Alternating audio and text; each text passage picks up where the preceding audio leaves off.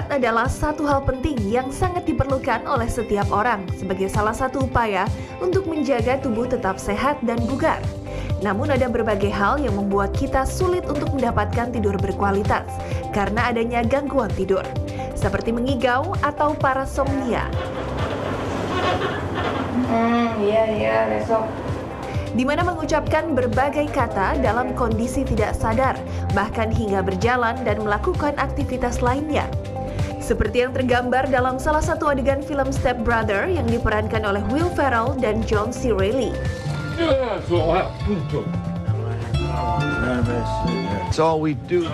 Di mana keduanya sering mengigau secara bersamaan dan melakukan adegan-adegan lucu. See, they're sleepwalking.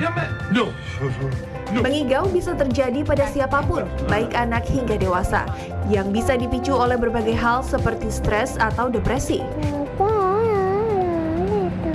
Mengigau sebetulnya bukan gejala yang berbahaya, namun bila terjadi secara terus-menerus, bisa diindikasikan adanya trauma fisik atau mental yang sedang dialami seseorang, sehingga perlu penanganan yang cukup serius.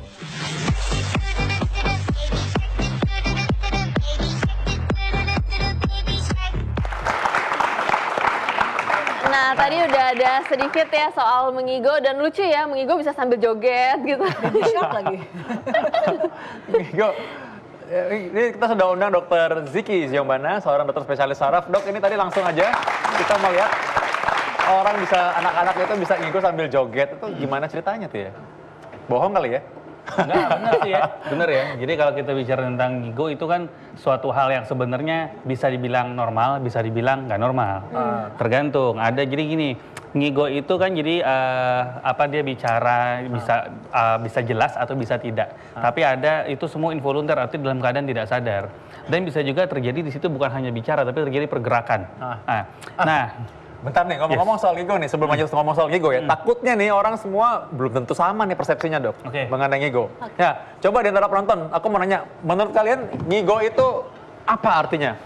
Apa ngigo itu mesti harus, ngigo tuh harus ngomong atau mungkin ngigo lu bro gitu? Ngigo tuh gimana coba? Kalau ngigo sih sebenarnya sih nggak sadar ya, namanya kan dari tidur itu kan. Mungkin dari mimpi, nah terus yang pasti sih nggak tahu sih, nggak sadar intinya. Pernah gitu ngigo? Pernah ngigo sih. Tapi pernah kata ngigo? orang tua sih pernah katanya. Kata orang tua pernah ngigo ya? Iya. Umur berapa waktu itu? Umur nggak setiap hari juga sih, paling kayak waktu masih SMP gitu, SD pernah ngigo. Sampai jalan gitu? Enggak sih, nggak sampai jalan. Jadi paling ngigo kayak ngucapin kata-kata gitu misalnya, ngomongin apa gitu. Kayak gitu sih paling ngigo. Oke. Thank you udah bagi pengalaman ya.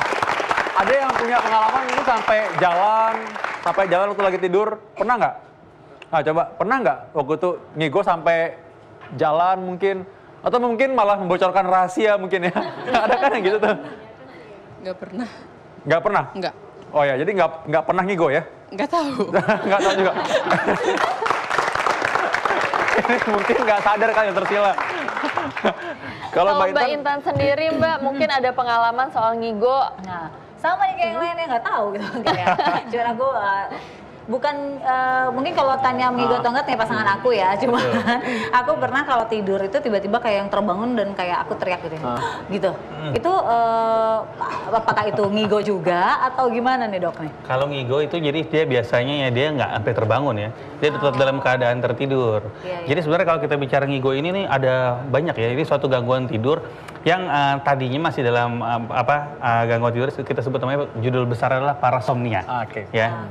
Tapi memang terakhir-terakhir ini kalau nggak salah ngigo itu udah keluar dari kriteria tersebut. Tapi di sini masih masuk yang namanya tidur berjalan ya. Atau ada yang mimpi buruk segala macam yang night terror itu masih masuk ya. Nah, yang jadi khas di sini ngigo itu memang kalau ditanya sama orangnya susah. Karena kan nggak sadar. Kayak tadi itu ya, nggak tahu sebenarnya. Mungkin juga pernah, tapi nggak tahu aja gitu ya. Makanya ketawa-tawa kan. Atau nggak mau Nah, itu yang bikin masyarakat penasaran itu sebenarnya apa sih yang terjadi dan kenapa sebenarnya manusia ini bisa mengalami ngigo itu dan kenapa dia nggak sadar gitu loh, Dok. Jadi ngigo ini masih dibilang normal kalau memang terjadi pada usia anak-anak, ya kan? Usia anak-anak ya? Usia anak-anak. Tapi beranjak dewasa, si ngigo ini frekuensinya cenderung berkurang, ya. Dan di literatur dibilang ternyata hanya sekitar 4% orang dewasa yang masih mengigau. Dan itu biasanya familial, artinya ada misalnya ibunya pernah ngigo, biasanya anaknya nurunin, seperti itulah. Jadi ada faktor keturunan. Genetik. Bukan saling menjawab ya. Jadi sebenarnya belum tidur tuh anak yang ngejawabin aja ibunya lagi ngigo gitu. Memang ngigo itu kalau dia nyanyi atau dia apa gitu wajar. Harusnya apa dia memang nggak jelas atau memang dia nyanyi atau mungkin dia ngomong sesuatu yang jelas sekali itu atau gimana? Jadi ngigo ini nggak terkait dengan artikulasi. Memang bisa artikulasinya baik. Jadi ada kata-kata yang jelas bisa ditangkap. Ada yang cuma kayak orang bergumam doang, gitu kan ya itu. Tapi emang ini suatu hal yang kalau memang sudah dewasa. Kita harus pikirkan ini suatu gangguan, ada gangguan di belakang ngigo ini. Ya, jadi ketika ada orang ngigo benar-benar harus kita cari apa sih masalahnya, jangan malah ditanya ayo yang keluar nomor berapa ya gitu aja. Sekalian. Oke. Jadi kalau anak-anak masih wajar, tapi kalau udah orang dewasa ini harus dicari ya, harus kenapa dicari, ya? ada apa. Oh iya. Oke, jadi ngigo ataupun tidur berjalan itu sebenarnya ini ada masalah kejiwaan nggak sih? Sebenarnya ini tuh masalah medis atau masalah mistis? Oke, untuk tahu lebih lanjutnya lagi, langsung saja kita invite, sudah ada Dr. Iman Firmansyah, yaitu seorang psikiater. Halo dok. Siang dok. Siang. Nah, dok, tadi ini mengenai masalah mistis, kadang-kadang orang tuh mikir bahwa ini jangan-jangan diguna-guna. Ya, jadi memang kita akan bahas masalah tadi ya parasomnia atau mengigau. Mengigau itu memang bicara pada saat sambil tidur dan memang otak itu suatu hal yang sangat hebat sekali di mana di situ bekerja masalah gelombang otak, fungsi otak, zat-zatnya semua ada di sana. Pada saat orang bicara pada saat tertidur, kita tidak tahu ini berasal dari mana. Apa yang dikeluarkan kata-kata kita tidak tahu. Dia bisa monolog, bisa dia bicara sendiri, bisa yang katanya kompleks atau ribet sekali dibicaranya, atau hanya bisa kayak bruxisting atau gemetuk gigi dan lain-lain. Itu semua itu tidak terdeteksi dari mana berasalnya. Jadi kalau nggak tahu dari mana, bukan berarti mistis nih. Apakah itu mistis? Penjelasannya adalah, misalnya anak-anak. Ini paling banyak tadi yang kata Dokter Ziggy, paling banyak memang anak-anak. Anak-anak itu kenapa anak-anak sering mengigau? Hampir mungkin 50% anak-anak itu mengigau. Pertama adalah karena biasa kelelahan. Siangnya berbanyak bermain, bercanda, dan lain-lain, dan sambil tertidur. Yang kedua, mungkin dia mendapatkan suatu pengalaman yang sangat menyenangkan pada saat siang hari, dia terbawa saat tidur, alam bawah sadar, dia langsung terbuka, terucap gitu pada saat tertidur. Euforia gitu kan? Iya, euforia menyenangkan dan lain-lain. Dan itu bisa dijelaskan secara ilmiah, bukan hanya masalah apakah ini alam gaib atau tidak. Kecuali, ada kecualinya, ada masalah psikis, ada gangguan jiwa, ada halusinasi, ada psikotik, dan lain-lain. Ini kita ada bicara atau masalah yang psikotik atau non-psikotik, seperti itu. Dan kalau yang non-psikotik, alasannya seperti itu. Atau ada masalah kecemasan yang pada saat siang hari, yang tidak terselesaikan masalahnya, di bawah tertidur. Pada saat dia tertidur itu selalu terbawa-bawa, apa yang diucapkan. Jadi, tapi jangan berharap, kita akan nanya, misalnya istri nanya suaminya, kamu selingkuh ya? Kamu selingkuh sama siapa? Tidak bisa ditanya itu, karena dia tidak bisa keluar dari mana jawaban itu. Dia akan bicara apa saja, seperti itu. Jadi mengenai tadi itu ya, banyak orang yang beranggapan bahwa orang yang punya gangguan sering ngigau ini, dia sebenarnya punya masalah kejiwaan, dok. Mitos atau fakta ini? Bisa mitos, bisa fakta, bisa dua-duanya gitu. Maksud saya adalah gini, pada saat dia ada masalah yang lain, mengigau, atau ada masalah kondisi medis umum, misalnya ada demam yang tinggi, itu bisa mengigau. Atau ada masalah penurunan kesadaran atau perubahan kesadaran. Kalau kita lihat orang yang koma, dia akan menceracau, mengigau, dan lain-lain. Itu berarti kan terlepas ada masalah mitos, itu adalah fakta bahwa itu adalah gangguan secara kondisi medis umum. Atau ada kondisi psikologisnya yang depresi berat, yang niatnya ingin menyudahi hidup, ingin bunuh diri, dan lain-lain. Dia biasanya akan mengigau kehampaan dirinya, kekosongan dirinya, dan lain. Jadi itu bisa dijelaskan. Ada juga yang mengatakan stres penyebab ngigau. Berarti betul itu, dok ya? Ya, jadi stres, kayak misalnya stres itu kan kecemasan yang meningkat. Kecemasan meningkat, itu kan dikeluarkan dari bagian tubuh itu ada namanya kortisol. Jadi itu bagian dari yang mengeluarkan hormon-hormon stres tuh.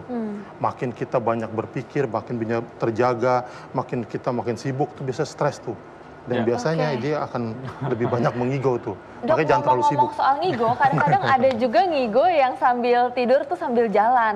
Terus yang hebatnya itu, dia sambil jalan tuh nggak nabrak apa-apa. Itu gimana dok? Itu kayak di film horor loh Mbak Intan, tau nggak? Film-film horor kan gitu-gitu ya, naik sepeda gitu kan, terus kan anak-anak kecil, bunyi-bunyi lonceng, terus dia naik kecil. Iya, itu yang semakin masyarakat mungkin ngebuat masyarakat berpikir, ini nih kayaknya mistis nih. Ya, itu istilahnya somnambulisme. Kalau tadi apa namanya mengigo itu somniloquy. Jadi ada istilahnya. Jadi kalau ada istilahnya berarti kan sudah diakui secara medis. Gitu. Berarti ada diakui. Somnambulisme ini memang tadi disebutkan. Tadi saya dengar ada yang bilang saya mengigo tapi saya nggak tahu apa yang diigoin, apa yang saya bicarakan. Itu memang terjadi. Baik mengigau maupun sleepwalking atau berjalan sambil tidur, dia sesaat setelah dibangunkan dia akan amnesia. Amnesia apa yang telah dilakukan, dia nggak tahu apa yang dilakukan. Dia buka pintu, dia bahkan ada yang bisa mengendari mobil loh, yang untuk kasus-kasus sleepwalking seperti ini gitu. Tapi harus dijelaskan juga kenapa dia bisa seperti itu gitu. Intinya dari mana masalah itu emang tidak bisa didefinisikan secara jelas gitu. Tapi yang pasti namanya sleepwalking itu adalah kondisi ini ada tahapan-tahapan tidur. Mungkin tadi bisa dibicarakan misalnya ada gelombang-gelombang gamma, beta, alfa, theta dan delta. Pada saat gelombang alfa atau theta itu gelombang yang relaksasi, santai dan lain-lain. Biasanya saat-saat seperti itulah yang sering terjadi fase-fase 3-4. Itu yang langsung seperti ada sesuatu yang mendorong dia untuk berjalan. Dan kalau pada saat anak-anak, biasanya ini normal. Gitu. Kalau Dokter Ziki mungkin bisa bantu jelaskan nih, ini fase tidur yang seperti apa sih dok? Yang sampai dia tuh bisa sleepwalking, dan sebenarnya matanya tuh terbuka atau tertutup? Kenapa dia bisa nggak nabrak apa-apa? Jadi pas fase tidur itu kan memang ada yang fase tidur REM yang mungkin kemarin sudah pernah saya sebutkan. Jadi fase tidur yang REM dengan non-REM. Yang non-REM ini terdiri 1, 2, 3, 4. Non-REM ini artinya orang ini akan tidur dengan gelombang otaknya, kemudian matanya tertutup, tapi ototnya masih relatif bisa bergerak. Ketika yang REM itu terjadi rapid eye movement, gerakan mata cepat, tapi di situ terjadi kelumpuhan pada otot-ototnya. Nah, yang mungkin terjadi pada tidur berjalan ini atau somnambulisme ini terjadi pada fase yang tadi Dokter Iman sebut, di fase 3-4 sebelum REM. Ya. Nah, ini yang terjadi kemungkinan besar adalah pasien itu mungkin sebenarnya dia bisa melihat, bisa dia bisa melihat dan bisa melakukan sesuatu, tapi setelah itu terjadi amnesia yang tadi disebut. Lupa. Jadi di situ kita nggak bisa menganggap atau menyimpulkan hanya satu sisi. Banyak tadi disebut juga otak itu sangat kompleks. Yang mana yang kena, ya kan? Dari sisi mana dia kenanya? Taruhlah secara anatomi dia tidak bermasalah, tapi secara fungsi atau secara neurotransmitter, zat kimia di otak di sini sangat berpengaruh dan mungkin ada gangguan. Plus kalau memang di situ ada gangguan secara psikiatri. Nah itu. Tapi ngomong-ngomong itu masih kita nggak habis pikir ya. Dan banyak masyarakat bertanya-tanya dan menghubungkan hal ini dengan mistis adalah karena mereka kalau jalan atau mengerjakan sesuatu bisa nggak nabrak. Matanya merem, bisa masak Indomie, masak super mie gitu, masak apa gitu ya. Nah itu kita belum pernah melihat secara langsung apakah benar orang ini matanya merem, ya kan? Karena pernah ada kasus, saya punya pasien seperti ini, dia ini bisa berjalan, tapi nggak sampai bikin Indomie sih ya, gitu kan? Nggak sampai bikin mie instan ya, dia cuman dia hanya jalan, dia pergi, dia buka pagar. Ya kan, dia buka pagar, tapi di situ dia menurut yang ngelihat ini tampaknya dia membuka matanya. Oh, dia masih melihat ya? Iya. Ngintip dikit gitu maksudnya? Iya, dia membuka matanya loh, dia membuka matanya. Cuman ketika tidur ditanya paginya dia nggak tahu karena seolah-olah dia tidur. Jadi kesimpulannya di sini kemungkinan terjadi amnesia. Bisa sembuh nggak sih dok itu? Nah, masalahnya bukan sembuh atau tidaknya, tapi kita harus cari background ini terjadi karena apa penyebabnya ya? Karena selain masalah psikiatri tadi, sangat mungkin pada pasien-pasien yang gangguan tidur seperti ini, kalau dari segi sarafnya mungkin terjadi gangguan demensia ya, atau pikun yang luar biasa bisa jadi, atau bisa juga terjadi gangguan pada penggunaan obat-obatan yang diputus atau efek samping obat, misalnya obat-obatan Parkinson masih mungkin, ya kan? Atau stadium-stadium lanjut atau stadium tertentu dari penyakit Parkinson masih mungkin. Oke. Nah, lagi nih, kalau dari Dokter Iman pasti mungkin punya pengalaman orang yang datang dengan keluhan seperti ini. Nah, apa yang mereka keluhkan dan apakah benar orang-orang melihat mereka itu nutup mata sama sekali nggak lihat terus mereka bisa nyetir mobil gitu misalnya? Ya, jadi yang dilakukan mereka itu adalah sesuatu yang biasa mereka lakukan. Misalnya mereka buka pintu, dia sudah biasa membuka pintu itu. Jadi dia emang sudah sudah terbiasa, sudah hafal. Naluri mungkin sudah terbiasa ya. Sudah. Bukan dia tidak bisa masak tiba-tiba pas dia somnambulisme dia bisa masak steak, masak capcay, bisa jadi chef. Enggak seperti itu. Jadi memang ada kriteria di DSM itu bahwa orang yang somnambulisme itu kalau kita lihat pada saat dia tidur berjalan, dia tatapan matanya kosong, tidak responsif, jadi waktu ditegur tidak akan responsif. Ziki stop, enggak, jalan aja. Tapi buka mata ya? Buka mata bisa, tutup mata juga bisa. Dia tidak responsif, tidak, dan kadang juga dia tidak bisa sulit untuk dibangunkan. Nah, kalau kita bangunkan paksa gitu? Iya. Pada saat dibangun paksa bisa. Pada saat dibangun paksa, dia akan lupa apa yang telah dilakukan. Atau pada saat dia sadar, besok paginya dia lupa bahwa dia sudah buka pintu, masak mie, dan lain-lain. Jadi yang penting ada pencegahan. Hati-hati berarti.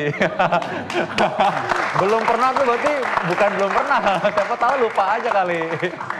Oke, jadi kalau misalnya kayak begini, misalnya dia sleepwalking, apakah kita harus kembalikan lagi ke tempat tidur, atau kita bangunkan, atau kita biarkan? Tapi jahat banget ya, masa dibangunin terus udah tinggal gitu ya. Bangun. Kadang-kadang kalau sleepwalking sama seperti mengigau. Pada saat tidur, dia akan memulai lagi prosesnya. Gitu. Nah, mengigau, berhenti, dia bangun lagi bisa mengigau lagi seperti itu. Yang penting adalah pencegahan. Kalau saat kita tahu bahwa dia adalah ini somnambulisme nih, dia suka berjalan segala macam. Hindari tempat-tempat yang berbahaya. Misalnya yang ditakutkan orang somnambulisme itu kan dia takut mencelakakan diri sendiri atau orang lain. Seperti itu, dia nyalain kompor, tiba-tiba bakar rumah dan lain-lain. Yang ditakutkan kan seperti itu. Itu repot ya kalau kayak gitu ya. Bakar rumah ya. Nah, jadi yang perlu diperhatikan adalah mungkin tempat tidur lebih rendah supaya dia tidak terjatuh pada saat tidur. Tidur ditemani itu supaya dia bisa ditahan kalau dimulai berjalan. Pintu dikunci supaya nggak keluar. Hindari benda-benda berbahaya di dalam kamar supaya dia tiba-tiba nggak ngambil pisau lah, ngambil apa segala macam. Apalagi kalau lagi tidur tiba-tiba nabrak tiang listrik kan bahaya banget. Itu sebesar bakpao ya. Bahaya banget. Nah dok, ini ada salah satu pengalaman dari masyarakat dan dia ini punya 2 anak. Dua-duanya anaknya tidur di satu kamar dan mereka sama-sama mengigau. Dan mereka mengigaunya itu saling jawab-jawaban dok, kayak ngobrol gitu kakak adik. Itu kok bisa connect begitu, apa mimpinya connect sama atau gimana, apa yang terjadi dok, kenapa bisa begitu? Bisa seperti itu. Ini kembar nggak? Nggak. Bisa ya? Bentar. Ada yang menarik nih. Di antara penonton kita ada yang kembar. Aku mau lihat. Ada yang kembar ya? Coba aku mau nanya. Pernah nggak? Saudara kembar, ini Veni atau Visi? Nah, coba. Yang mana punya salah satu kembar, mungkin yang satunya mungkin ngigo, terus kamu sadar? Enggak. Coba pegang. Aku nggak pernah ngerasa ngigo juga sih. Nah, mungkin pernah nggak dikasih tahu orang mungkin? Enggak juga. Nggak pernah, coba saudaranya? Iya, sama. Nggak pernah tahu? Nah, mungkin nggak orang jawab-jawaban tuh sama-sama ngigo, jadi nggak tahu juga, nggak sadar. Oke, terima kasih. Nah, kalau yang ini sih nggak pernah, nggak tahu, benar-benar nggak pernah, apa pas ngigonya kompakan jadinya. Silakan dok.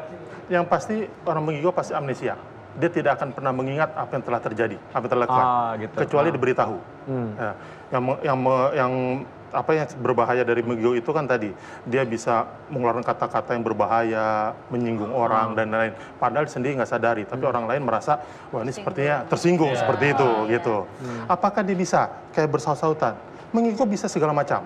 Dia bisa monolog, dia bisa bercerita tentang diri sendiri, apapun dilakukan. Dia bisa bercerita tentang rumit, dia bisa bercerita tentang rahasia negara, apapun. Bisa apapun segala macam. Tapi kita tidak bisa mengatur ngigonya dia. Misalnya istri, saya bilang, kamu selingkuh ya?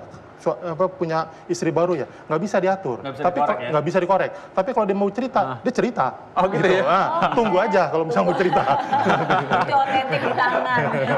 Nah ini bahaya ini kalau gitu. Kalau orang yang sekitarnya itu nggak lupa kan pasti ya. Yang lupa mah dia aja. Dia nggak ingat apa-apa. Apa yang dilakukan, dia berjalan, dia buka pintu dan lain-lain, dia tidak akan. Tapi perlu diingat, yang dimaksud benar di somnambulisme, ini dia tidak terkait dengan penggunaan obat-obatan. Ya, tidak terkait dengan kondisi medis umum. Ini baru kita bisa sebut dia ini tidur berjalan. Dia tidak ada ada masalah, ada hendayanya. Kalau dia merasa tidur berjalan tidak ada masalah, ya nggak apa-apa. Misalnya tidur berjalan, bangun tidur, wudhu, tahajud dan lain-lain kan bagus gitu kan. Habis selesai tahajud tidur. Seperti itu. Jadi itu yang perlu ada kriteria-kriteria DSM yang menyebutkan apakah ini somnambulisme atau bukan. Oke, Dok, sebelum saya melangkah ke dokter punya tips, saya pengen satu lagi tips dari dokter Ziki. Sekarang tips secara singkat bagaimana kita menyikapi orang yang punya tadi somnambulisme dari segi spesialis saraf misalnya ya. Ini kan mungkin berhubungan dengan penyakit tadi dokter Ziki bilang ada hal-hal penyakit organik yang mesti diawasi ya. Betul. Jadi kayak tadi disebutkan ya, jadi emang ada faktor-faktor penyakit yang memang ternyata mendasarinya itu ya. Jadi benar-benar kita harus pikirkan deh. Jadi ketika kalau tadi memang disebut gangguan parasomnia ini pada usia anak-anak relatif umum ya. Tapi ketika nambah usia, kita jangan terlalu menganggap ini hal yang umum. Jadi kita sebaiknya harus pikirkan kemungkinan terburuk sampai dibuktikan tidak ya. Jadi kita harus cari, ini kenapa sih orang ini seperti ini?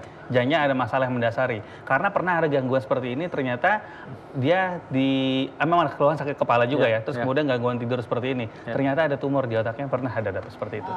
Oke, baik Dok. Ini ada satu lagi mungkin yang masyarakat wajib ketahui. Gimana kalau misalnya keluarganya ada yang sleepwalking dan atau mengigo, apa sih yang harus kita lakukan sebagai keluarga pada saat itu juga? Ya, perlu dilihat adalah apakah ini bermasalah atau tidak, gitu. Karena kadang-kadang sleepwalking itu normal-normal aja seperti itu, tidak bermasalah lah. Kalau dia tidak bermasalah, itu sebenarnya perlu dilihat penanganannya. Yang tadi saya bilang, hindari tempat-tempat yang banyak benda-benda berbahaya dan lain-lain. Lebih baik pada saat dia sleepwalking dia langsung dipeluk, ditahan supaya tidak berjalan.